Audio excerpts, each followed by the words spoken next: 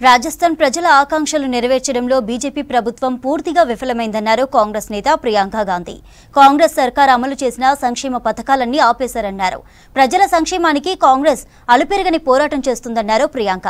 ఎన్నికలప్పుడే మోదీకి LPG cylinder ధరలు గుర్తుకొస్తాయని విమర్శించారు. ప్రజల సమస్యలు చర్చకు రాకుండా మోదీ డైవర్షన్ పాలిటిక్స్ చేస్తున్నారన్నారు ప్రియాంక గాంధీ. कभी वो अपनी झूठी वीरता दिखाते हैं, कभी शेखी मारनी होती है,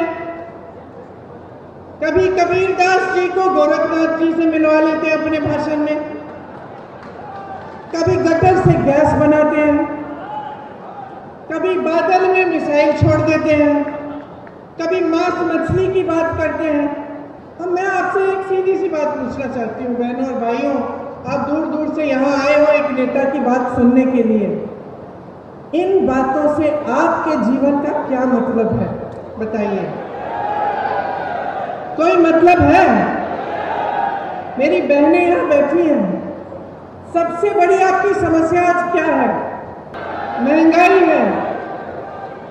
मुझे लगता है कि कुछ हो गया है मोदी जी को, समझ नहीं पा रहे हैं। क्या होता है ना, कई बार इतनी सत्ता हो जाती है कि लोग सच्चाई बताते ही नहीं हैं।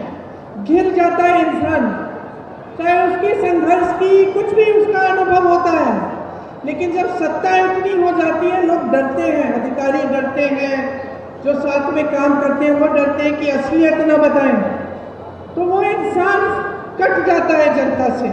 तो मुझे सचमुच लगता है कि मोदी जी कट चुके हैं देश की जनता से। आज 45 साल में सबसे ज्यादा बेरोजगारी ये देश देख रहा है। किसकी बदौलत? मोदी जी की 10 साल की सरकार रही है।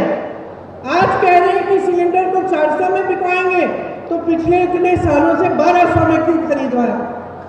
मेरी बहनें सिलेंडर भर नहीं पा रही थी, तब कहा थे मोदी जी चुनाव नहीं था ना बहनें, इसलिए चुनाव नहीं था।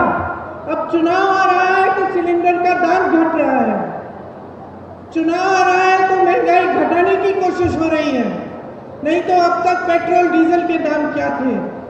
घबराहट होती है कि नहीं कि आधी चीजें खरीद नहीं पा रही हैं? मुश्किल से आप पैसा इकट्ठा करती हैं। जब कोई बीमार होता है घर में तो इलाज